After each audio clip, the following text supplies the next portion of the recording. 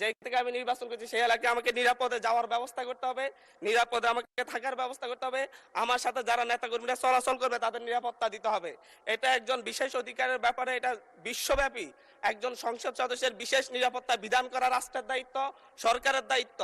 অথচ আমার উপর সরাসরি ভিডিওতে এবং সংবাদ মাধ্যমে প্রকাশিত সরাসরি অস্ত্র হাতে আমাকে কোপাতে আসা ব্যক্তিও এখন যখন আবার আমার নেতাকর্মীদেরকে হুমকি দিচ্ছে, তাহলে তো আমি অবশ্যই নিরাপত্তাহীনতায় ভুগবো। তো এই ব্যাপারটা অবশ্যই গ্রহণ করে আমি মনে করি একটা তদন্তে পাঠানো দরকার, সংসদীয় তদন্ত হতে পারে, এবং কারা এই ব্যাপারে আমাদেরকে, আমি সহ আমার নেতাকর্মীদেরকে কিভাবে হত্যার হুমকি দিয়ে এবং এখন এলাকায় থাকে সরাসরি আক্রমণ করে, এমনকি আমার উপর আমার নিরাপত্তা দিতে যাওয়া পুলিশের উপর আক্রমণ হয়েছে। নট এ সিঙ্গেল আসামি অ্যারেস্ট হয়েছে। ভোটের দিনে আমার উপর আমার গাড়ি বড় হামলা করে, আমার গাড়িতে 6টা কুপির দাগ এখনো আছে, এখনো তারা এলাকায় ঘুরে বেড়াচ্ছে। বিটিভির সাংবাদিককে কুপিয়েছে, এখনো এলাকায় ঘুরে বেড়াচ্ছে।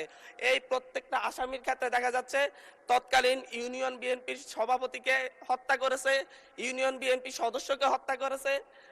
এই ধরনের হত্যা মামলার আসামিরা, এই ধরনের হত্যা মামলা, আমি আমার বিশেষ নিরাপত্তার বিধিতে কথা বলতেছি, আপনাদের উপরে হামলা হতে পারে এইভাবে না। না মাননীয় স্পিকার, এটা একেবারে মাননীয় সদস্য, আমি আমার নিরাপত্তার কথা বলছি, আমি কনসার্ন জানাচ্ছি।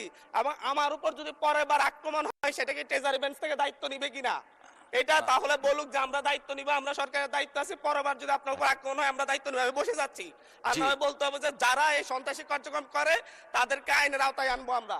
ধন্যবাদ মাননীয় সদস্য, এখন একটু শুনেন। এটা আমার হাহাকারও বলতে পারেন, কারণ আমি মামলা দিয়ে জিডি করে এখন পর্যন্ত মাননীয় সদস্য অধিকার পাচ্ছি না, যার কারণে আমাকে সংসদে বলতে হচ্ছে। একটু শুনুন দয়া করে। আপনার নোটিশটা পেয়েছি এবং আপনি বসেন দয়া করে, অসুবিধা নেই।